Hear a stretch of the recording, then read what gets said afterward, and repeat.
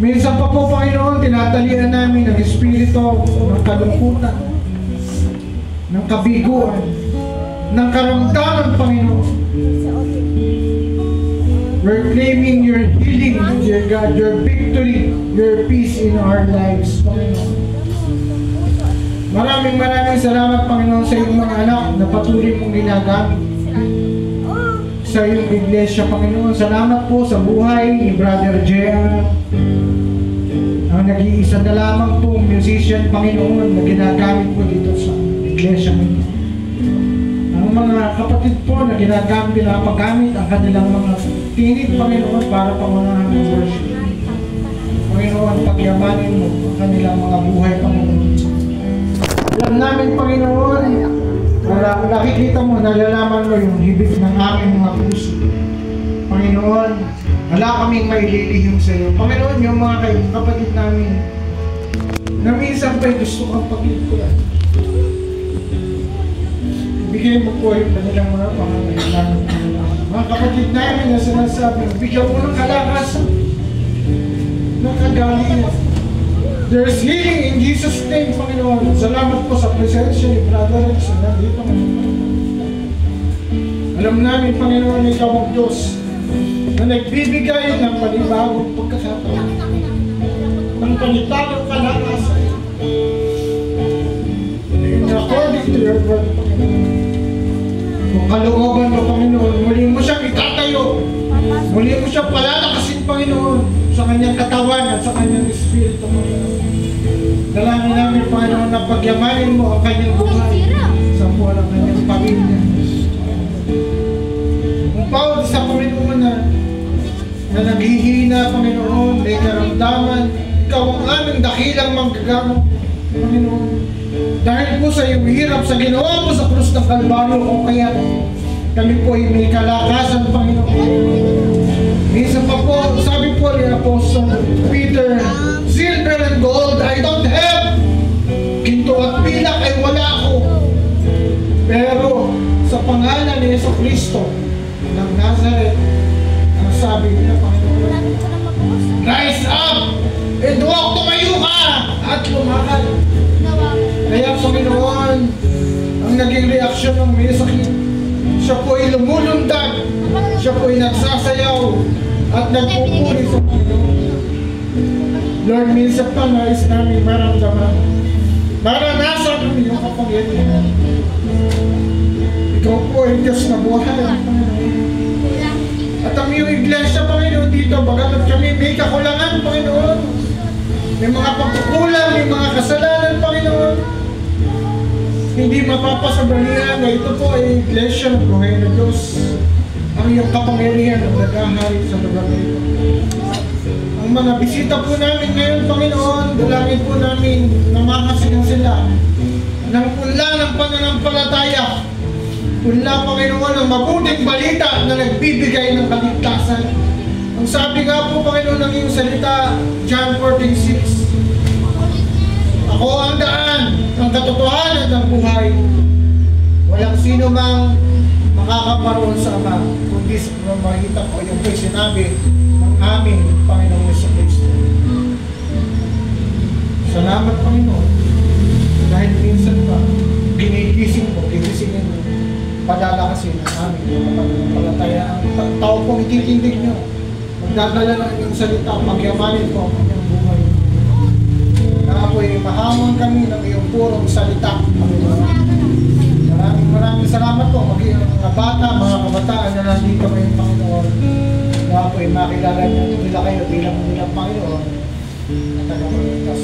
Maraming salamat sa iyo, Panginoon. Tinataas ka namin, Panginoon, lahat ng aming mga kailangan, Panginoon, lahat ng aming mga concerns, Panginoon. Financial man yan, Panginoon, o kung ano man, Panginoon. Ikaw ang Diyos na nagsabi na mangungutawi pa lamang sa aming mga labi. Inalalaman mo na kung ano ang aming mga pangangailangan. And by faith, dear God, we're claiming na ang lahat ng mga bagay, Panginoon, na ito ay aming pinasasalamatan na at tinanggap na ayon sa iyong mga kalooban. Maraming salamat, Ama. At nawa po'y patuloy mong palakasin ang aming pananampalataya sa iyo, Panginoon. Patuloy namin ipagkatiwala ang aming mga buhay nito. Ito po ang aming samudalangin ng lahat ng Diyos ay magsabi na Amen.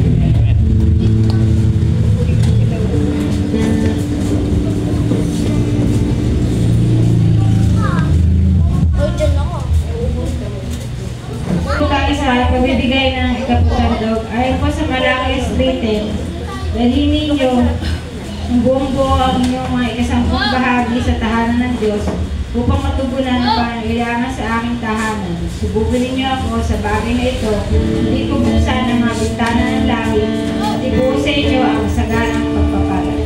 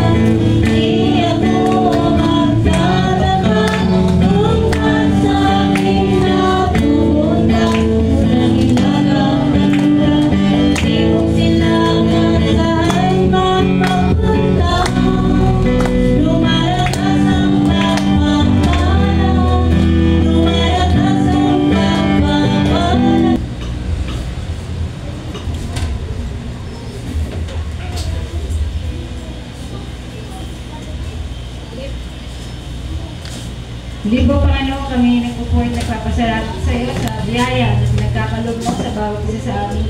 Naway, patawarin niyo po kami sa mga nagagawa namin mga kasalanan. Naway, kapag nandun mo ito ay magamit sa iyong tahanan. Ibalik niyo po ito ang siksik-libli kumaapaw. Ito lamang po ang aming samot kalangin sa pangalan ng Jesus. Amen. Muli po tayo tayong lahat bilang paggalang sa pagbabasa ng salita ng Panginoon. Matutungayan po ito sa mga gawa, Kapitulo 4, sa mga talatang 10 hanggang 12. Ganito po ang sinasabi, nais kong malaman ninyong lahat at ng buong Israel na ang taong ito ay nakatayo sa inyong harapan at lubusang gumaling dahil sa kapangyarihan ng pangalan ni Jesucristo na taga Nazaret, na inyong ipinako sa krus, ngunit muling binuhay ng Diyos. Ang Jesus na ito, ang batong itinakwil ninyong mga tagapagtayo ng bahay, ang siyang naging batong panulungan. Sa kanya lamang matatagpuan ang kaligtasan, sapagkat walang ibang pangalan sa buong daigdig na binigay ng Diyos sa mga tao upang tayo ay maligtas. Purihin po ang Panginoon sa pagbabasa ng kanyang banal na salita. At ngayon po, ihanda po natin ang ating sarili upang dinggin ang salita ng Panginoon. At ito po ay dadalhin sa atin ng ating kapatid, ang ating kamanggagawa, si Pastor Romel Ventura. Salamat pare kong Pastor Henry. Praise the Lord. Hallelujah, hallelujah, Lord Jesus Christ, hallelujah. Palakpakan natin, Lord, at kapiling natin ang ating kapatid na tinawag ng Panginoon sa lugar na ito. Harinawa, dito siya gagamitin ng Lord, ang kapatid na Lucila Sernatina, Conchita Gamboa, si Ka Eloisa Dorogyo, dati na to dati na siya. Hallelujah, Lord Jesus Christ. Ang ating pong announcement for today ay patuloy po nating suportahan ng BCMC prayer meeting every Wednesday 6:30 ng gabi. Magsama-sama po tayo dito. Malaki po ang nagagawa ng panalanginan tuwing Miyerkules ng gabi. Napakalaki po niya sapagkat sa panahon ngayon ay mukhang kailangan nating manalangin lagi dahil sa napipintong rally, no? Sa napipitong rally ay mukhang ang magbabago ng Pilipinas ay ang INC. Dati-dati ang lahat ng Protestant Church. Pero ngayon baka sumama rin lahat eh. Pag-pray natin. Sapagkat parang may sinasabi na mangyayari na naka-red full alert ang PNP at AFP. Parang bang naka-red alert sila doon sa sasakop, parang meron daw. Huwag naman. Bakit ganun? Ang mga nakarang rally ay wala namang red alert ng sasakop. Ba't ngayon sinasabing parang may sasakop? Tendency yun, pag may sumako, idideklar na yun na. Pag-pray natin. Matindi po. Yan po ay maaaring magsimula sa araw ng bukas. Happy birthday po sa mga nagdiriwang ng kalakarawan. Meron po bang nagdiriwang ng kalakarawan sa buwan na ito, sa linggo na ito? Wala. Next time. Brother Rex, praise the Lord. Diyan ka bakit na may awa ang Lord. Hindi kanya po kaya palakpakan natin ang ating music ministry. Maganda at maganda. Pag-usap na po yung tatlong angels natin kung ano yung closing prayer, closing song natin. Closing song. Kaya na mag-closing song tayo. Kaya talagang daman-daman nyo. Alam nyo na yun. Kahit na ang kanta basta sa buo. Salamat kapatid. Ang BCMC Amihan Mission service natin ay magkakaroon ng feeding program mamaya. Ang isa nating kapatid na kapastor natin sa Cabanatuan, si Pastora Luisa Permit.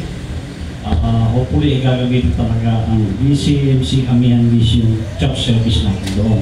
Alas 3 ng hapon, alas 4, sapagkat alauna ay meron kaming lahat ni Pastor Henry na pag-pray natin na baka maganda ang kalabasan. Kasi kung kalooban ng Lord na ikaw ay aasenso, dahil sa iyong pagbibigay ay aasenso ka. At kung kalooban ng Lord na ikaw ay pagagalingin ka, kapatid, manalig ka.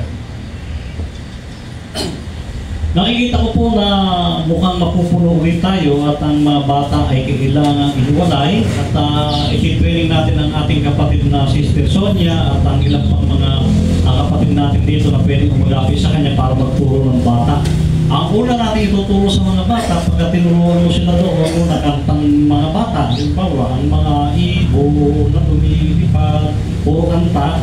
And then, yung from Genesis, parang comics yung babasahin ito, kahit ng mga ilang ilang paksa lang, tuloy-tuloy yung pagkalala ng tao kay Adam at Eva. O yun muna, tapos pag-aralan nyo, sino yung nilalang ng Diyos, sino yung lalaki, sino yung babae, at yung mga bata, kailangan masaulo nila yan. And then, nagkasala, and then meron tayong mga outline na pwedeng gamitin. Andiyan din sa Google. Nasa Google din lang. Pwede kayo humingi sa amin ni Pastor Henry, send namin yung link para makuha natin yung mga bata.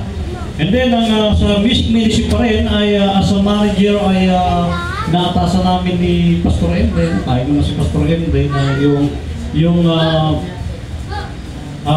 projector and laptop of Brother JR ay baba mo lang dyan pang magang-maga at magseset tayo kung sino yung pwedeng gamitin ng Lord na mag-operate. Yung mga marunong dyan, Sister Beta, baka pwedeng tumulong doon sa pag-ooperate ng projector.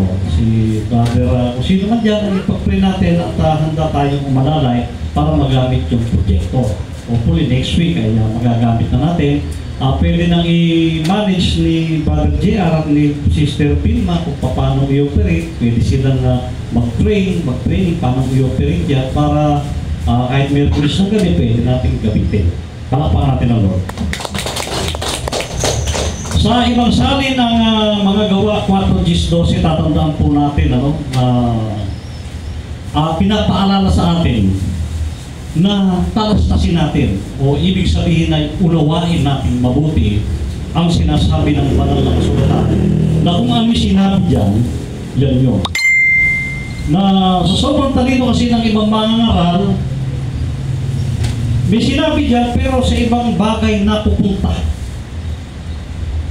Kailangan, yung ibang bagay kasi ay maaring pwede naman kung tapos mo nang maipaliwanag yung unawain ninyong lahat. Sabi, alastasin ninyong lahat.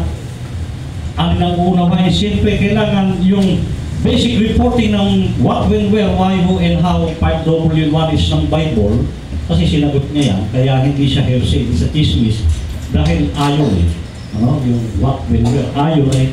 Ayon, ano tatalastasin mo? Yung ayon sa Biblia. Kailangan may ayon kay Pedro, sa mga apostol, propeta. Ito yung ating uunawain. Talastasin natin lahat. Sabi niya, buong bayan ng Israel, dahil tayo mga hintil ay nadamay tayo sa tatalasta sapagkat dahil sa dakilang pag-ibig ng Diyos na sa sangkatauhan, hindi lang hintil, hindi lang Israel, lahat ng tao. Ibig sabihin kahit Muslim, magiging Kristiyano. Kahit na mga anong relihiyon ay magkakaroon ng kaligtasan katulad ng isang babae na umaasa doon sa nakatutok sa Panginoon, pero sabi ng Panginoon ay hindi ka karapat dapat kasi ibang lahi ka. Pero sabi ng babae ito ay kahit po ang aso ay umaasa sa pagkain mahuhulog sa kanyang amo. Kaya ang kaligtasan po ay para po ito sa lahat. Hindi pwedeng sila lang ang maliligtas. Mga kasi, delikado kasi ganyang araw, ano? Na pag pumasok kayo sa amin, maliligtas kayo. Meron naman dito, kami yung tama. Kaya nga bawal sa amin yung naglulundaga, nagpapalakpakan, nagsasayawan. Eh sabi ng Bible, magkaingay nga kayo eh. O di nawala. Ang pinagtataka natin, bakit hindi matalastas na yung salita ng sana ni Kristo at salita ng Diyos Ama ang ating tatalastasin? Dahil yun ang tinalastas ng mga propeta at mga apostol na ipinaral ayon sa kanilang pagkatalastas, ayon sa kanilang pagkaunawa. Ngayon, yung salin na yon, yung pagkaunawa ni Pedro, ni Pablo doon kay Jesus ay inunawa, ang inuunawa mong pilit, yung sinasabi ni Pedro sa kanil Pablo, malapit ka na sa katotohanan. Hindi ba pwede nga unawain mo yung sinabi ni Kristo na ipinangangaral ni Pablo? Ang dapat bang ipangaral ng mga mangangaral yung aral ng apostol o aral ni Kristo? Yung mga apostol, ang pinangangaral yung aral ni Kristo. So kami dapat, ang pangangaral namin yung aral din ni Kristo. Pareho kami ni Pablo. O diba? Sinabi ng Panginoon ng Diyos, baptize ka. May pinangahawakan sila na sinabi ni Pablo na wala ng tithes. Diba? Sino paniniwalaan mo? Paktay tayong bata niya. Baka naman sa salin nagka-problema, baka naman yung original salin ng Aramaic word ay hindi gano'n ang ibig sabihin na sa naging bagong salin sa Tagalog ay naging bawal kay Pablo yung tithes. Pero doon sa Aramaic word, doon sa Greek word, doon sa Hebreo ay hindi bawal. Kasi nagkaroon ng dagdag bawas, nagkaroon ng mahabang pagwawakas at maikling pagwawakas ang Bible dahil sa pagkakasalin. Kaya nga, minsan mahirap mag-interpret. Ngayon kami ng kapatid na every baka maging membro ng Bible League. Ano? Sa Friday ay invited kami na magsiseminar sa Bible League. Pwede sumama mga leaders sa inyo. Kung gusto nyo, doon sa harap ng Mega Center, sa second floor ng PCBS. 300 ang registration, makapag-uwi kayo ng Bible, member na kayo. Pwede na kayong mag-request sa Bible League ng pangpamigay na Bible sa lahat ng mga group. Magandang ministry ko na talagang Bible. Iba pa nga talaga yung Bible kaysa doon sa Bible doon sa e-Bible. Mas matatalastas mo at maunawaan mo yung Bible, hawak mo kaysa doon sa cellphone. Dahil nagbabasa ka nga ng Bible dyan, mamaya may tumunog. Ay yung crush mo si ganito, nag-text, o kaya ay nag-post, patay kang bata. Lalo na pag ikaw ay nasawi at gusto mong muling umibig, napakinggan mo yung paboritong awit na hindi ko naman po kasalanan kung bakit akong ginagamit ng Lord ganito. Gamitin natin kung ministry, palakpakan natin ang Diyos. Sa pangalan ni Jesucristo na taga Nazaret, ito yung ating uunawain na pinapaunawa pa rin ni Pablo ng mga apostol na yung gusto ni Jesus ang ating unawain, hindi. Sabi nga ni Pedro nung napagaling yung mga may sakit sa pangalan ni Jesus, lumulot sa, huwag niyo akong luhura kasi ako tao din. Ano luhura natin? Ang Diyos lang. Siya lang ang dapat nating papulihan. Siya lang ang dapat nating sambahin sapagkat siya lang nagpapagaling, siya lang ang nagliligtas. Hindi kailangan gumamit ka rito ng mga sinabi ng ayon kay sa isang magaling na pilantropo. Nauwi kay pilantropo yung isang oras, kalahating oras na pagsisermon. Yung sermon sana nagmula kay Jesus, wala. Kailangan talaga, mga kapatid, napakahirap magkaroon ng tunay na Bible interpretation. Na binuhay ng Diyos na mag-uli sa mga patay. Kung tao lang ito, bakit nabuhay? Kung propeta lang ito, bakit nabuhay at hanggang ngayon buhay? At ayon naman sa mga Muslim, ito'y tao, ito'y propeta, pero pag tinanong mo sila, meron bang propeta hanggang ngayon buhay? At naniniwala sila na hindi nga namatay. Iba yung napako, kabuka. Yan ang sa aral ng Muslim yan. Hindi si Kristo namatay kailan na sa Muslim. Mabibigay nila. Pero para sa propeta, tao lang si Jesus. Pag tinanong mo, bakit hanggang ngayon buhay? Siyempre, kung buhay yun, hindi tao yun. Diyos yun. Ilang ba Diyos? Lagi ko na lang sinasabi ito, napagkagama ng paong is. Di ba? Ang Diyos ay only one. Di ba? Only one na may tatlong persona. Ang Ama, Espiritu Santo. Mahirap bang intindihin yung tatlo yung persona ng Diyos? Ikaw ba ilang ka? Isa. Yung katawan mo, sino yan? Yung kaluluwa mo, sino yan? Si Pastor Enrique kaluluwa, may espiritu mo, sino yan? Ako. Hindi, ikaw pa rin yun. May tatlo ka rin persona. Lahat tayo may tatlong persona. Baka yung iba dyan, hindi lang tatlong persona. May pagkaiba pang pagkatao. Di ba? Baka may tinatago pa.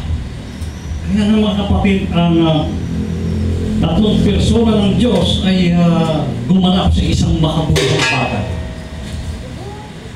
Sa panahon na ng lumang tipan, ang Diyos ay aktwal na nagpapakita bilang isang haliging apoy o haliging ulap na nagdidya. Bilang isang Diyos na liwanag na ikaw ay masisilaw at maaari kang mabulag. Yun ang unang pakikipagtipan. Kaya kailangan maintindihan natin bakit may bagong tipan, lumang tipan. Yun ang lumang tipan ng Diyos, nakikipagtipan siya sa atin sa pamamagitan ng siya ang Diyos. Hindi ang iyong tao. At sa bagong tipan, nakipagtipan sa atin ng Diyos sa pamamagitan ng siya nagkatawang tao. Katawang tao. Pero sinasabi ng banal na kasulatan na from the beginning, ang taong ito ay salita. At sa simula, nandun na ang salita. Kapiling natin at nakapiling natin. At nagkatawang tao, naging tao ang salita. At ang salita ay Diyos. Hindi mo pwedeng balihin niya, kapatid. Dahil sa Kanya ay nakatindig ang tao ito sa inyong harap na walang sakit. Totoo, kapatid, na mahirap tumindig ka bilang nangangaral ng anak ng Diyos kung ikaw ay may sakit. Kaya nga, kailangan mawala ang sakit mo sa pamamagitan ng iyong pananampalataya. Paano mawawala ang iyong sakit? Paano makikilala ang tunay na pananampalataya kung walang magpapayo sa iyo? Sino ang magpapayo sa iyo sa tunay na pananampalataya? Number 1 ang pastor. Meron bang masamang payo? Natutuwa ako dahil ang payo ng doktor ay napakagaling. Ngunit kung marami ka ng gamot na iniinom ay baka mawala ng bisa ang nireseta ni doktor na ascorbic acid na vitamin C. Kaya kailangan sundan mo ng ascorbic acid, vitamin C na nireseta sa iyo doktor, yung iniinom mong gamot para lumakas yung immune system mo, tumalab lalo ang yung gamot ng doktor. Kaya ako hindi nabiwa dahil yung palang aking tinangkilik na akala ko herbal ang gamot pala. Ang sodium ascorbate. Kanina ko lang din natuklasan. Pastor Enrique, gamot pala yung sodium ascorbate. Ito pala yung nire-reseta ng doktor. At lahat ng may sakit, nire-resetahan ng doktor ng sodium ascorbate, vitamin C. na iba kasi ang visa malakas ang visa ng dapat pagka sinundan mo ito. Kaya nga, ang magpapayo ay ang kapatid na unsure, mahirap magpayo yung miski. Sabi ko kapatid, sa isang kausap namin kanina ni Pastor Embre, kung wala namang masamang payo, subukan mo lang, walang mawawala. Lahat naman ng sinubukan nating mabuting payo, ako'y humahanga kay Crispino. Lahat ng payo, sinunod, lahat ng herbal binli. Yan hanggang ngayon buhay. O di ba? Papatay na yun kung hindi nag-herbal yun, inom ng kung ano yun, lahat na lang yata ng herbal, natikman mo, hanggang ngayon buhay. Meron akong binibigyan, nangihingi pa na nagpapamigay nga ako sa ako, hindi naman iniinom, paano gagawin natin niya, sabi ko. Kaya nakakatuwa na ikaw ay matutong tumanggap ng payo dahil walang masamang payo, hindi ka papayuhan kung hindi ka mapapayuhan. Siya ang bato na itinakwil ninyong mga nagtayo ng bahay. Dapat ito, unawain natin ito, itong salitang ito. Tinakwil ba natin? Tinakwil nyo ba? Yung nagtayo ng bahay, itong batong ito? Ano ba ibig sabihin ng tinakwil? Dapat naiintindihan natin. Ang tinakwil yung hindi mo pinasin, ayoko Gusto ko rito, ayoko dyan. Exit na ako. Salita ba yung ng anak ng Diyos? Salita ba ng tinawag ng Diyos yun? Yung hindi mo pinansin yung payo ng anak ng Diyos, yung ginawa mo sa pinakamaliit na bahagi ng iglesia nito, ginawa mo sa Diyos. Minsan, napakatigas ng ulo mo ng araw. Lahat ng payo, Pastor Vice Mayor Efren, hindi ko pinapansin. Kasi pag nilito din ako sa kanila, hindi ko tinawag mo. Kasi ang tingin ko sa mga mangangaral ng Diyos, basta may ng Biblia. Kahit hindi ka pastor, pagka nakita ko nagsalita ng mga Diyos, tingin ko sa iyo, nasa iyo, Panginoon Jesucristo. Hindi kita kayang pastor. Hindi mo kayang magsalita ng masama laban sa iyo dahil alam ko gagamitin ka ng Diyos. Kaya lahat ng pastor na nakilala ko noon, nakikita ko sa kanila si Kristo. Kaya ako'y nagugulat pagka mayroong kasiraan ng isang pastor na sinasabi ng ibang pastor, pinag-aaralan ko mabuti. At kapag may nagpapatunay ng mga pastor na ito talaga ay may mali, meron akong basihan. Kaya nga mga kapatid, maging talastasin natin, unawain natin dati ang sinasabi ng Panginoon. Subukin niyo sila. Hindi maaaring magbunga ng masama ang mabuti, hindi masama ang mabuti. Kaya nga, kung minsan lang sana tayong nagkaroon ng problema, baka walang problema. Pero kung 2 beses, 3 beses na, from the beginning, may problema, yun, napakalaking problema.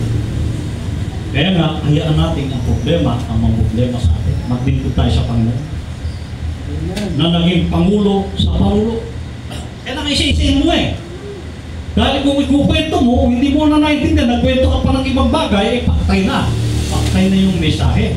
Kaya ang message of life ay aral ng buhay.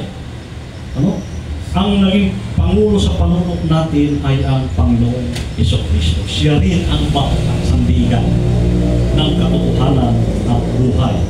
Sapagkat walang ibang pangalan sa silong ng langit na sukat ikaligtas ng tao, kundi ang pangalan lamang Jesucristo. Palakpakan natin ang buhay. Hindi si Kibulo, hindi yung Ama lang, hindi yung Anak lang, hindi yung Espiritu lang, kundi ang Panginoong Jesucristo na nagkatawang tao, na isa sa persona ng Diyos, ng nag-iisang Diyos. Kaya naintindihan natin ito mga kapatid. Alang ibang kaligtasan, hindi ang relihiyon namin na magliligtas sa inyo, na pumasok kayo sa amin para kayo maligtas. Kami lang ang tama, magkakaalam na kami sa uling panahon. Kami lang na hindi marunong pumalakpak at sumayaw. Ang tama, kundi ang Panginoong Jesucristo lang ang tama. Siya lang ang kaligtasan, siya lang ang buhay. Walang ibang no other name but the name of Jesus. Pangalang Jesucristo lamang ang tanging kaligtasan ng bawat tao.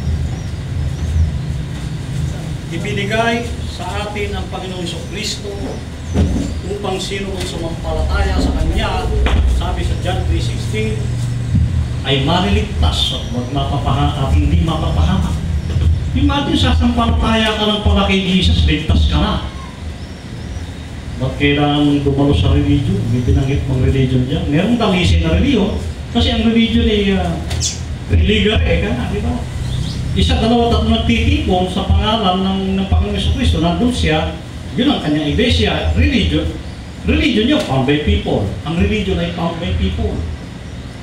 Pero ang iglesia ay found by God.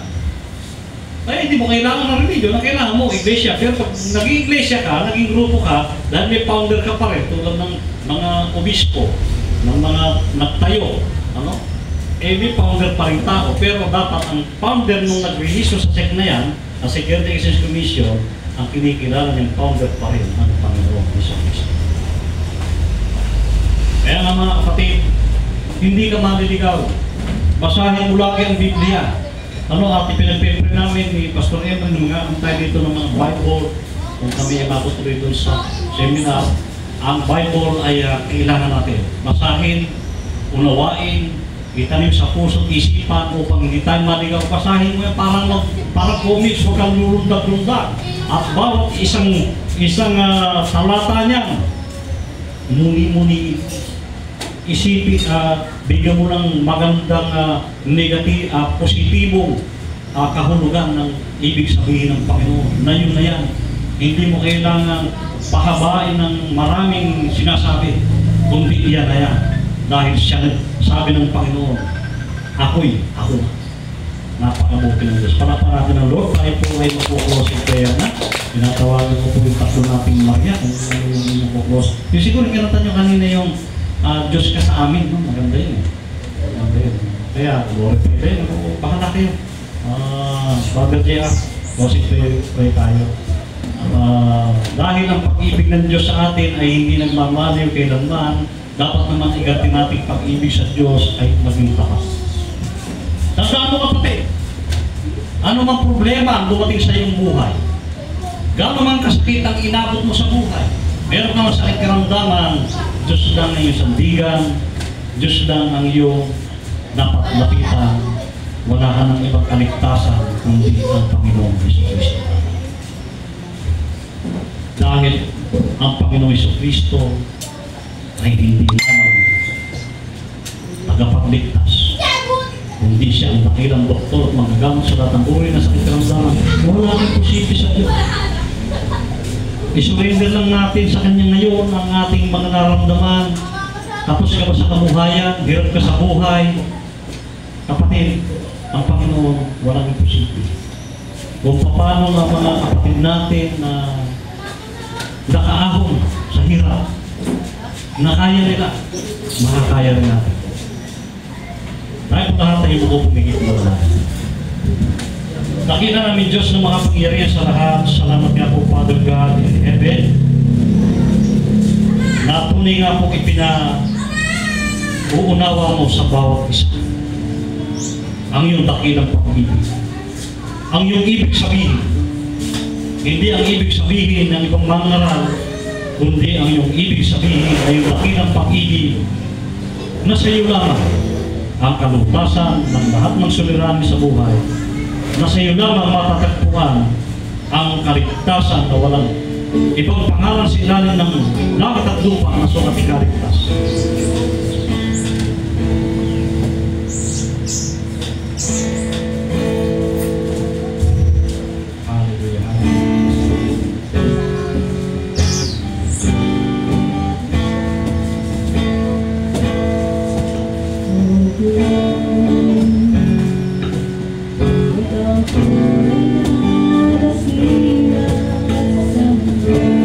Narito, Panginoon, ang iyong mga anak.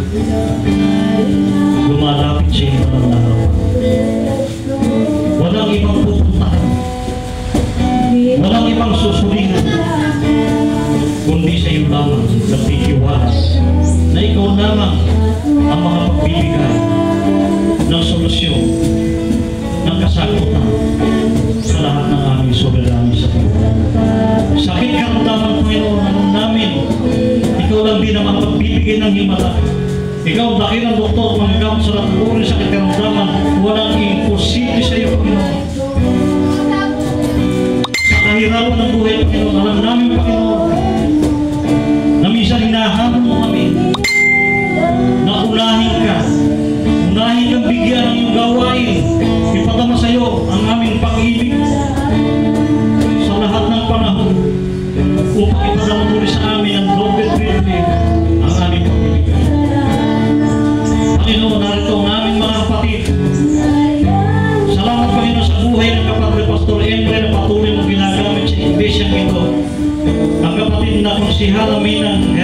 Hernandez del Moral, Panginoon, kanya sa bahayan mong pamilya, nasa buhay. Kay kapatid na siya, Panginoon, nilalapit namin, Panginoon, sa iyo, ang Brother Rex Doronio, Panginoon. Naniniwala kami na may maganda ang plano sa kanyang buhay, sa iyong pagagalingin, gagamitin, bigilos siya sa kanyang gagawa ng himala, Panginoon. Panginoon, patunayan mo sa taong ito ang iyong dakilang pag-ibig na hindi mo siya iiwan at pababayaan ng Panginoon. Na magagawa mo ang lahat ng bagay na magagawa mo na baguhin ang buhay ng sino. Salamat, Panginoon, sa mga pamilyang narito, ang pamilya Del Moral Hernandez, Roque Manuel Vergara, Dongalon Santos, Dugan Reyes, Gamboa Garcia Pangilinan, Kadara Patrones Nabati, Navarro de Guzman, Laksamana Lorenzo Andres, Siriaco Doronio Lastimosa, at sa lahat pa ng pamilya, Panginoon, nandito ang pamilya Sinardina, Panginoon. Nilalapit namin sa iyo, Panginoon, bawat isa ay pagdamasamin na rin dakilang kamay. Aplusin ang aming ulunan upang maramdaman namin kung ano narapat namin gawin sa nalaming panahon ito ng aming buhay. Panginoon, patuloy mong biyayaan ng bawat isa, pagkalooban ng maayos na buhay, siksik, hindi mga apaw, at ang lapis na biyaya ay hindi namin pagdadamo sa mga nangangailangan, lalo na sa gawain mo, Panginoon, sa iyong iglesia. Dinadalangin ang Panginoon na katakasan, kagalingan, karuan, talent, physical, spiritual, bawat isa, ang kagalingan, ang mga bagay na buhay na pagkayapa, maayos na buhay, mahabang buhay, Panginoon, na aming pagsasalo sa mga pagligod si Panginoon. Panginoon, kami pansamantalang mag-iiwalay na lang yung pagwira, na lang yung biyaya, ikaw patuloy na magpara sa bawat isa. Ito po ang aming samot sa dalangin sa tayong pangalan. Panginoon Jesus. Tayo po lahat ito niya.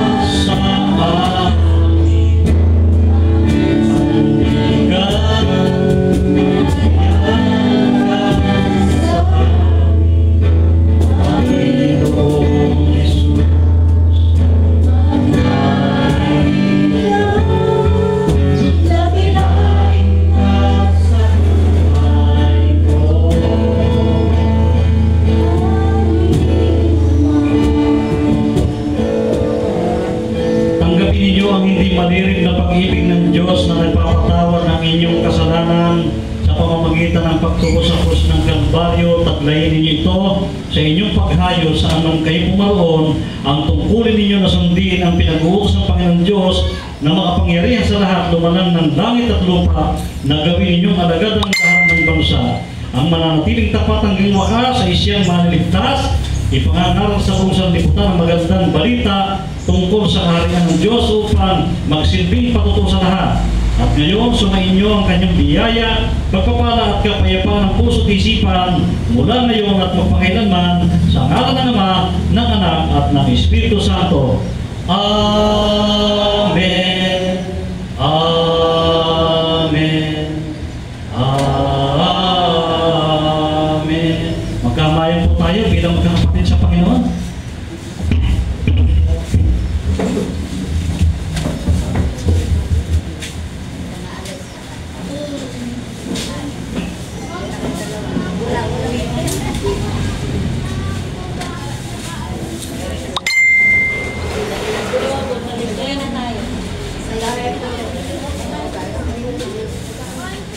Ay,